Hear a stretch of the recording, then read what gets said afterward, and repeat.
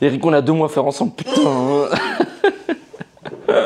Yo tout le monde, j'espère que vous allez bien. Lundi 3 février, 7h20. On est rentré là il y a à peu près 20 minutes parce qu'on a fait notre cardio ce matin.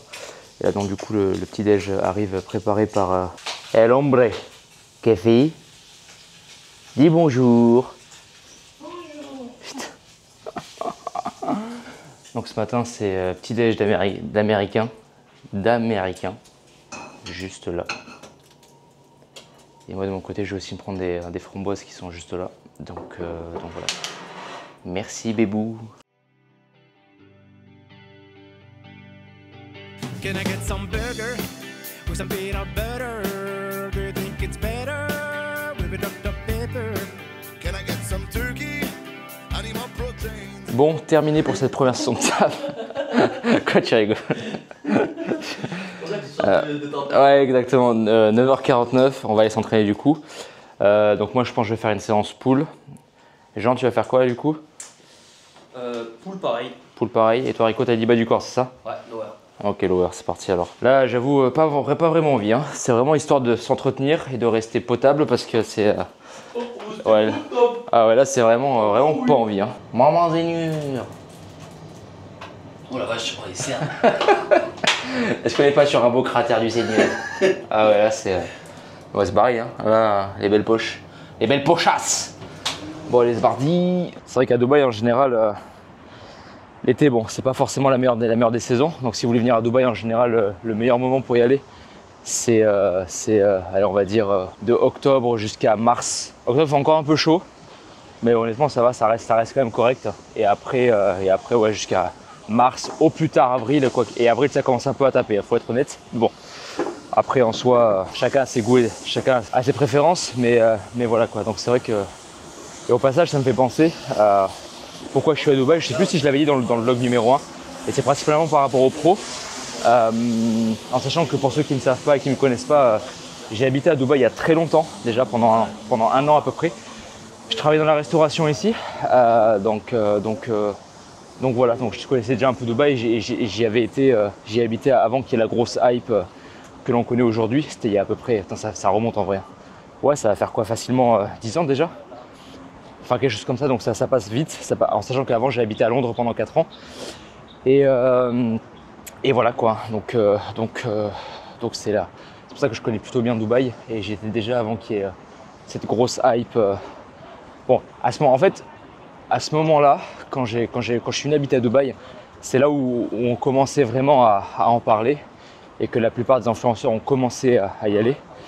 Et après, bah, c'est advenu ce que l'on connaît aujourd'hui quoi. Voilà, je vous amène avec moi à la salle et c'est parti. Hein. Le triple bye-bye du Piaf. Vas-y, refais le pied. Le triple bye-bye du Piaf. Normalement, tu fais 3 saltos. Aïe aïe aïe. C'est dans quoi? De quoi? Ouais, garçon, Ah, je l'avais pas là. C'est classique. Je l'avais pas. Je l'avais pas.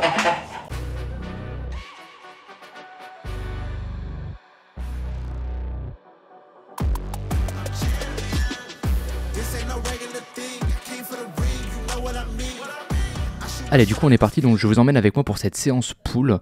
Alors c'était vraiment en fait une séance axée principalement sur les grands dorsaux. Donc là du coup, premier exo, tirage horizontal pour aller taper dans les ronds, les traps et surtout encore une fois les dorsaux. Premier constat, c'est hyper intéressant de voir les différences qu'il y a d'une machine à une autre pour plus ou moins un même mouvement. Là par exemple, le tirage que je suis en train de faire, en fait on s'en est pas rendu compte, mais quand on a commencé à faire le mouvement, en fait la poignée elle glisse de ouf et on sait à quel point la poigne c'est important. Et en fait on s'est rendu compte que bah franchement le mouvement était pas forcément aussi quali que ce qu'il devrait en termes de ressenti, parce que bah la poignée, mais elle glisse, mais c'est un délire. C'est un délire vraiment. Et en plus, là, on le voit sur les dernières reps, on voit très bien que j'ai la main droite en comparaison de la position de départ qui vraiment qui glisse, mais dans tous les sens du terme. Quoi. Alors, en plus de ça, je suis droitier, donc j'ai une poigne plus forte avec la main droite que la main gauche. Ça rend le mouvement ignoble. Numéro 2 aussi, je me suis rendu compte après que la position, enfin dans mon cas à moi, J'étais peut-être un tout petit peu trop bas. Donc la prochaine fois, je la montrerai un tout petit peu. Bon, après, moi, je fais 1m10. Donc forcément, dans mon cas à moi, la position peut parfois être un peu compliquée en fonction des machines. Là. Je repose pour reprendre. Bref, c'était vraiment abominable. La machine n'est pas dégueu, attention. Hein, c'est juste que cette poignée, elle est vraiment dégueulasse, quoi. Voilà. Donc sur chaque exo que vous allez voir sur cette session, on a fait à peu près 3 séries à peu près, entre 8 et 12 reps. Hein, pas de trucs très particuliers ou autre. Il y a juste eu le pullover que vous verrez après. On a fait des séries un peu longues. Mais voilà. Machine numéro 2, du coup, on est parti pour un tirage incliné, spécialement pour les grands dorsaux aussi. Alors ce que j'aime beaucoup avec cette machine là, c'est que dans mon cas moi, je la sens incroyablement bien. Bon après, j'ai pas vraiment de difficulté à aller chercher le dos. Donc là le but encore une fois, vraiment est tenter d'aller chercher le stretch le plus possible. Le coude vise la hanche, l'épaule reste basse, on ne monte pas l'épaule. Et là vraiment le but, c'est vraiment d'aller chercher pas forcément à l'échec non plus, mais de s'en rapprocher le plus possible. Après, je pense que vous êtes peut-être comme moi, donc on met la poignée parce que pour cet exo là, pour ceux qui l'ont déjà testé un peu ce genre de machine là, c'est vraiment étonnant parce qu'en fait on se rend compte à quel point les mecs qui confectionnent les machines, des fois ils ont clairement pas inventé l'eau chaude, hein, parce que franchement, quand vous faites le mouvement sans une poignée comme ça, le poignet est complètement cassé, la trajectoire est, du coup elle est forcément c'est compliqué, le poignet est complètement cassé, vous perdez en force énormément sur le mouvement. Donc là du coup deuxième vidéo, sur le même exo, entre 6 et 8 aussi à peu près, et on voit bien que vraiment l'effort est réel et que la charge a été plutôt plus ou moins bien calculée, parce que vraiment là pour le coup j'en chie vraiment quoi. Cette machine là en fait, contrairement à celle que moi je peux avoir quand je m'entraîne en France, la machine elle était, j'ai trouvé en tout cas hyper lourde en comparaison d'autres machines que j'ai pu avoir quoi. Mais là du coup troisième exo, donc là tirage horizontal principalement pour les grands dorsaux, sans serrer les omoplates pour vraiment limiter autant que possible l'intervention des traps avec la barre que j'ai. Franchement si vous avez ce genre de barre là, honnêtement elles sont incroyables. Le ressenti que vous avez, la position des mains, et franchement c'est vraiment trop bien quoi. On ne serre pas les omoplates pour vraiment encore une fois limiter l'intervention des traps autant que possible. Exo suivant, où là du coup on était sur du pullover à la corde, donc le mouvement on va vraiment chercher l'étirement le plus possible, en tout cas les épaules restent basses, on ne monte pas les épaules, on n'est pas en train de se recroqueviller, c'est uniquement les bras qui avec un mouvement en arc de cercle vont faire tout le mouvement. Ok, alors faut faire gaffe encore une fois, faites gaffe à l'intervention des triceps, et notamment ceux qui ont les triceps entre guillemets en point fort. En fonction de la position que vous allez prendre, des fois ça peut malheureusement être un peu problématique pour vous parce que vous risquez peut-être de plus sentir les triceps et notamment la longue portion sur ce genre de mouvement. Donc après à vous encore une fois d'adapter et de trouver la position qui vous convient avec des fois il y a des personnes qui se sentent plus confortables avec une corde, avec une barre. Deuxième série du coup du pullover, là je mets un peu plus lourd parce que c'est vrai que j'étais un peu trop léger. Pour celui-là on était en série longue, hein. On avait fait entre 15 et 20 de mémoire, très bon ressenti sur tout le long du mouvement, et franchement c'est un exo que je vous recommande aussi vivement, surtout si vous voulez travailler sur les grands dorsaux, etc. quoi. Et là on voit que je commence un peu à en chier parce que mine de rien, en sachant que on avait fait 3 exos avant, je commençais vraiment à voir les dorsaux bien cramés. Et là c'est vrai qu'à la fin du mouvement, je commençais plus à sentir la longue portion. Et moi qui en plus de base et les bras et les épaules en point fort, forcément il y a un moment, bon voilà quoi, on a certains facteurs limitants. Et dans mon cas moi, c'est vrai que les triceps c'est un gros point fort chez moi, donc bon les bras de manière générale. Donc c'est pour ça que voilà. L'exo suivant, et grosse surprise sur cette machine là c'est pas quelque chose que l'on verra forcément, mais quand j'ai fait ma première séance dans cette salle là, cette machine là elle est vraiment tricky parce que quand vous êtes complètement en bas, il y a une sorte de surétirement, et je me suis dit waouh, heureusement que je m'en rends compte maintenant, parce que ça quand on met lourd, quand on fait le mouvement, si on fait pas gaffe en reposant la machine ou si on descend trop bas pendant le mouvement, c'est vraiment un truc à se niquer un biceps, hein, le truc. Et heureusement que je m'en suis rendu compte justement. Donc voilà, deuxième série, on est parti, et en fait c'est pour ça que je démarre un peu avec les bras cassés, exprès pour ça, parce que si je démarre vraiment avec les bras complètement tendus, l'excès de tension au niveau des biceps c'est vraiment un truc à se niquer, hein. Mais la vérité quoi. Et le suivant que vous pouvez voir juste après, qui est principalement pour les avant-bras, du reverse curl à la barre Z. Et là je me rends compte par exemple que je levais pas assez haut, mais j'avais les bras tellement congestionnés que j'avais du mal à monter plus que ça. Donc voilà. Donc la série suivante, là c'est pareil, en fait je vois que je monte un peu plus haut, mais même ça, j'arrive pas à monter, je suis tellement congestionné de l'avant-bras pour le coup cette fois en plus, en sachant qu'avec tous les exodorsaux que vous faites, forcément l'avant-bras, enfin dans mon cas à moi, il congestionne extrêmement facilement. Là je vois que je monte plus haut, mais c'est toujours compliqué en fait. C'est pas que je veux pas monter, c'est que j'y arrive pas, parce qu'en fait je suis bloqué par la congestion, donc c'est pour ça aussi que je lève un tout petit peu le coude, et que je lève aussi un peu l'épaule aussi au passage. Exo suivant, qui après est le dernier, c'est l'arrière d'épaule. Alors je voulais faire de l'oiseau à la poulie, mais le problème c'est que c'était pris, donc en fait on n'était pas vraiment dans la possibilité de le faire. J'ai trouvé cette machine dans la salle hyper bien, au ressenti incroyable, tirage pour l'arrière d'épaule, là au passage l'un des meilleurs exos que vous pouvez trouver pour l'arrière d'épaule si jamais vous en avez l'occasion. Faites-le, ne faites pas forcément que l'oiseau, on voit tout le temps des gens qui font que l'oiseau, mais vous avez aussi d'autres exos hyper intéressants. Et là pour moi, ressenti arrière d'épaule incroyable. N'oubliez pas, on ne serre pas les omoplates pendant le mouvement pour éviter et pour minimiser l'intervention des trapèzes autant que possible, parce qu'on sait à quel point les trapèzes sont un muscle fort et puissant. N'oubliez pas que lorsque vous voulez recruter l'arrière d'épaule, minimisez autant autant que possible la rétractation des omoplates pour éviter d'engager encore une fois les traps et tout ce qui va avec pour éviter que l'exo se transforme en un exo pour le dos quoi. Donc la dernière série, et là vraiment ressenti incroyable. Hein.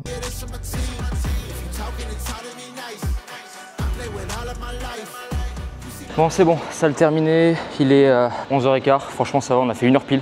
Donc très bien, bonne séance, donc voilà, donc là on rentre à l'appart. Donc là j'ai fait une bonne partie des bilans en tout cas, et là du coup j'ai 2 appels à faire, donc je vais me filmer pendant un des appels, et ensuite on reprendra les bilans à terminer. Alors en fait ce qu'il faut comprendre c'est que sur le microbiote, si tu veux, tu as ce qu'on appelle la résilience microbiotique. Pour faire très simple, c'est le fait que le microbiote est capable de se reconstruire de lui-même, pour faire très simple, pour pouvoir plus ou moins après suréquilibrer. C'est un peu l'idée qu'il y a derrière. La prise de probiotique, en soi, tu dois... Alors, il y a plusieurs façons de l'utiliser. La première, tu peux en prendre sous forme de cure. Par exemple, en général, ça dure à peu près 3 mois, pour juste...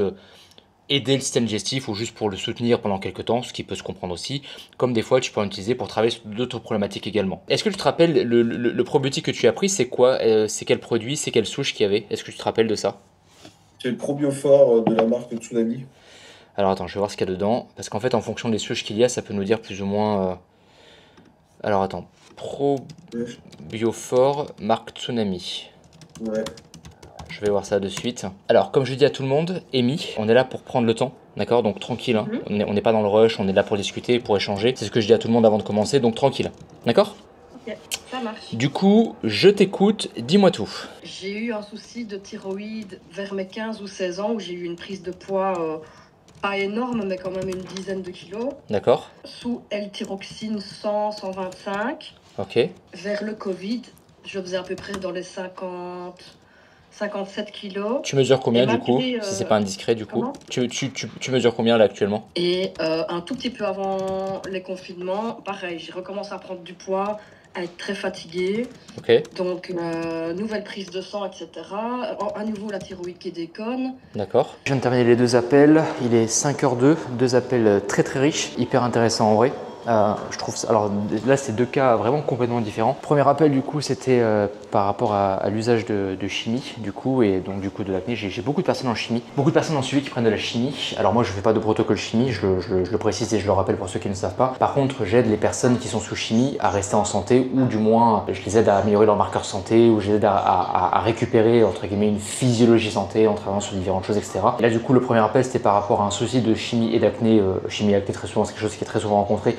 On peut faire des choses extrêmement intéressantes, hein, si vous voulez aller voir au passage. J'ai pas mal de avant-après de personnes qui avaient de l'acné auparavant. Il y avait utilisation de chimie, parfois oui, parfois non, donc dans tous les cas vous pouvez toujours faire quelque chose, sachez-le. Numéro 2, c'était une personne qui avait une hypothyroïdie, qui avait aussi également de l'intolérance à l'histamine, qui faisait de l'intolérance à l'exercice et qui du coup n'arrivait pas entre guillemets à perdre du poids malgré la tentative de la coach qu'elle avait eu avant, et elle avait eu une coach et un diététicien. Bon après c'est pas non plus leur faute, parce que c'est vrai que c'est des problématiques qui peuvent donner un peu de fil à retordre un peu. Donc là 2 gros appels, hein. Les 2 ont duré une bonne heure, donc ça fait quand même pas mal. Donc là on va aller courir un peu. Je voulais aller à la salle de sport qu'on a dans la résidence là pour aller marcher, mais en fait j'avoue que là il fait beau, donc j'avoue que j'ai plus envie d'aller courir qu'autre chose. The game is in trouble, I've been in my depth for the piece of the puzzle, I got it for real. Still keep me going, I wake up and hustle, you won't see me buckle, I've been in the field. Man of the town, you been in your fields, I'm adjusting this crown. Call me your majesty, either that or your tragedy. We shutting everything down. I've been hot like somebody put a candle on them. Off top, I don't really stand opponents, this mine. The moment is run out and start a bunch of pandemonium. More game, I got some, the skill is by one, y'all done, the game in the coffin. Referee screen recipe, so think twice. Là je viens de terminer donc du coup 30 minutes à peu près. Quota rempli, c'est très bien, et voilà. Je monte la vue que j'ai parce qu'elle est vraiment pas mal du tout. Je monte ça de suite. Faut avouer qu'il y a pire quand même vu, hein. Alors, il y en a certains qui aimeront pas. C'est un fait, mais franchement on peut pas dire que ça soit non plus une vue désagréable à voir quoi. Surtout quand on la voit de mon point de vue à moi, et qu'on la voit depuis l'appart par exemple. Donc voilà. Là, ça me fait penser que du coup là, je vais retourner pour travailler, je vais me doucher, je mange un peu et je retourne pour travailler jusqu'à peu près entre minuit et 2h du matin pour après reprendre la journée qui va suivre le lendemain. Et ça me fait penser aussi que je voulais vous parler d'une chose, c'est que je pense que c'est important vraiment de garder une certaine routine au quotidien. Donc en fait, ce que j'essaie de faire, c'est que même si je sais que j'ai énormément de travail au quotidien, vraiment, j'en ai vraiment beaucoup. Pour tout vous dire, je me suis vraiment oublié pendant très longtemps sur beaucoup de choses. Quand le coaching a démarré au début et qu'il a littéralement explosé, malheureusement, j'ai fait un choix. J'ai dû mettre certaines choses de côté parce que malheureusement, on peut pas être bon partout. De mon point de vue, en fait, dans la vie, il y a 5 piliers: pro, social, personnel, familial et passion. On peut exceller dans un domaine. On peut éventuellement mixer 2 domaines, comme moi par exemple, je mixe mon métier et ma passion, parce que j'adore ce que je fais vraiment, et je vais vous montrer encore une fois plein de choses, notamment des calls que je fais par exemple avec des personnes qui sont un peu à bout, qui sont fatiguées, où on trouve difficilement des solutions, mais c'est parce que c'est la réalité du terrain que vous ne voyez pas forcément vous. Même si ce job est un job qui est très prenant, qui est demandant émotionnellement et psychologiquement aussi, parce que c'est pas forcément facile tous les jours, de par le fait que les gens comptent sur nous et que malheureusement des fois on a du mal à trouver des solutions, et que le système de santé dans lequel on est malheureusement nous bride sur beaucoup de choses et nous ferme beaucoup de portes. Et c'est vrai que des fois on a des gens qui sont à bout de nerfs, qui sont en pleurs, qui n'en peuvent plus, qui sont épuisés. Même des fois je fais des calls avec des personnes qui sont intéressées potentiellement par un suivi, et ces personnes-là par exemple sont extrêmement ont vraiment eu un environnement très particulier. Je vous ferai écouter tout ça et vous verrez que des fois c'est pas forcément facile à entendre non plus, des gens qui ont eu des passifs très particuliers. Bref, c'est un métier qui est très demandant sur beaucoup de choses, mais c'est un métier que j'adore, c'est un métier que je kiffe, j'adore mon métier, et même s'il est pas facile tous les jours, c'est un métier que je changerai pour rien au monde, parce que c'est un métier dans lequel je suis vraiment épanoui, vraiment. Alors après, la façon dont moi je le pratique et la façon dont moi je le vis, c'est pas forcément tous les coachs qui vont le vivre comme ça non plus, mais voilà, c'est quand même quelque chose c'est un choix que j'ai fait. Ne vous oubliez pas, surtout ne vous oubliez pas, c'est quelque chose que j'ai malheureusement fait pendant longtemps et que j'ai appris à mes dépens, où je me suis oublié pendant pas mal d'années. À ce moment-là, je faisais preuve d'immaturité, il faut le dire. Quand un business entre guillemets explose et monte, on est un peu pris au dépourvu entre guillemets, donc on a beau regarder tous les podcasts business, entrepreneurs, etc. sur comment les gens ont géré ça de leur côté, mais c'est vrai qu'en soi, quand vous n'êtes pas confronté à cette situation, c'est vrai qu'en fait entre l'écouter, l'entendre et le vivre pour de vrai, croyez-moi qu'il y a très souvent 2 mondes qui sont complètement différents. Et c'est vrai que pendant beaucoup d'années, je me suis vraiment oublié, mais vraiment trop, d'un point de vue mental, d'un point de vue émotionnel, d'un point de vue physique, sur beaucoup de choses. Je vous dis, faites attention à ça, ne vous oubliez pas. Peu importe l'environnement dans lequel vous êtes, ne vous oubliez pas. Parce que, indirectement, je vais prendre un exemple très simple. Admettons qu'un jour vos proches aient besoin de vous. Si vous n'êtes pas bien avec vous-même, vous ne pourrez aider absolument littéralement personne. Au pire même, vous ne pourrez pas les aider, vous ne ferez que d'aggraver la situation, vous ne serez pas présent pour eux alors que c'est peut-être à ce moment-là qu'ils ont le plus besoin de vous. Il faut être, je pense, égoïste, mais dans le bon sens du terme, dans le sens où il faut penser à soi en premier et se prioriser en premier, c'est très important et c'est vraiment quelque chose que je vous encourage à faire, mais à le faire intelligemment. Et justement, de par le fait que vous êtes bien avec vous-même, si vous êtes bien avec vous-même, vous allez pouvoir être en capacité de pouvoir aider justement les personnes qui vous sont chères, ou en tout cas vous serez beaucoup plus en capacité de pouvoir répondre intelligemment et avec cohérence et avec pertinence à la situation à laquelle vous êtes confronté. Donc là, bref, sur ces belles paroles, je retourne à l'appart, manger, doucher et travailler.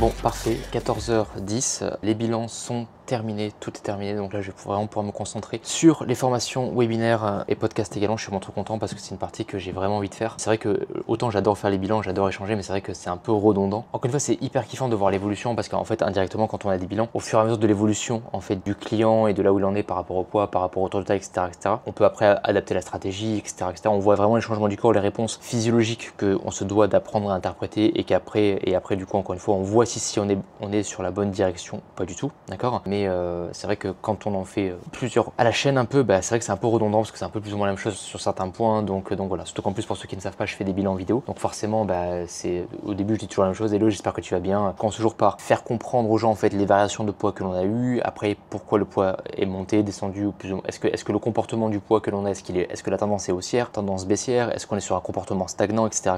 Pareil pour le tour de taille et pareil pour du coup le nombre de pas, etc.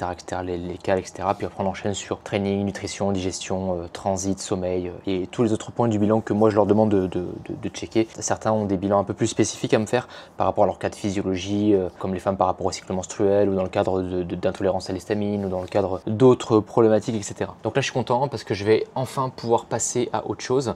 Donc là sur mon planning, j'ai prévu, il faut que je termine absolument le module introduction. Une fois que je l'ai terminé, je vais pouvoir booker la session au studio de podcast pour tourner ce module là et aussi pour tourner les réels pour le mois de mars et pour le mois de avril. Donc ça c'est super. Donc là c'est ce qui va m'occuper pour une bonne partie de l'après-midi en tout cas. Après pas tellement je pense parce qu'en réalité il me reste qu'une petite partie à faire parce que j'ai déjà écrit la moitié du module d'introduction. Donc ça devrait aller vite. Ça demande pas vraiment de slide ou quoi, ça va être juste de l'oral.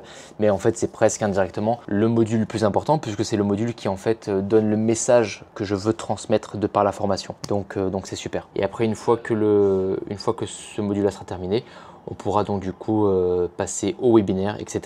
Donc c'est super. Il est 5h30, on va sortir un peu avec Rico, on va bouger un peu pour changer d'environnement de travail parce que on n'a pas bougé quasiment de la journée, donc plus de ça on est à 5000-6000 pas à peu près. On a un quota de pas à respecter et aussi on a envie de bouger un peu. Tout le temps enfermé, c'est pas forcément non plus la folie. Donc là ce qu'on va faire c'est qu'on va aller dans un café qui est près du Bourges. On a à peu près une demi-heure aller à pied et une demi-heure retour, donc en fait c'est parfait pour faire les pas.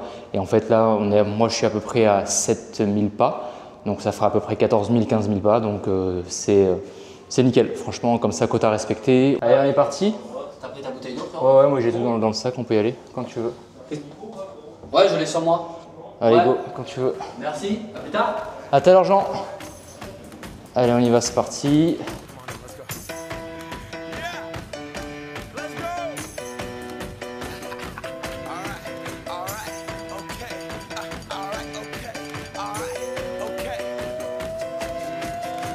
Return to the Mac. Get up what it is, what it does, what it is, what it isn't. Looking for a better way to get up out of bed instead of getting on the internet and checking a new hit. Me get up. First shot, come strut walking. A little bit of humble, a little bit of cautious. Somewhere between like Rocky and Cosby's for the game. Nope, y'all can't copy yet.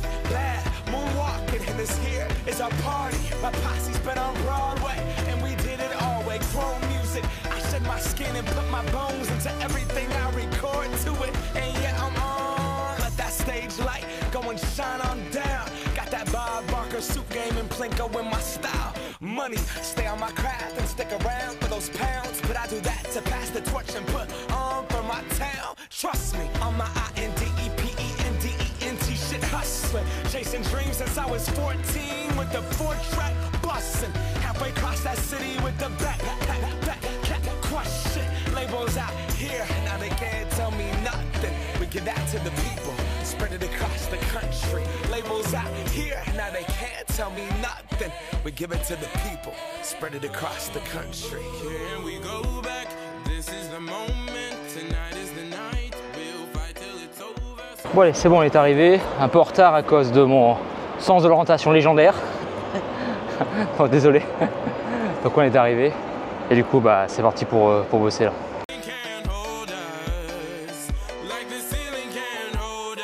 Here we go back, this is the moment, tonight is the night, we'll fight till it's over, so we put our hands 18h38, l'avantage c'est que ce café là il est ouvert jusqu'à très tard, donc en fait on va vraiment pouvoir bosser jusqu'à très tard. En plus on a une prise et tout, donc c'est vachement bien pour bosser. Et là c'est parti, donc là go bosser sur la formation autant que possible, finir le module d'introduction, hyper important, commencer le webinaire 4 et ça va déjà prendre une bonne partie de la soirée quoi.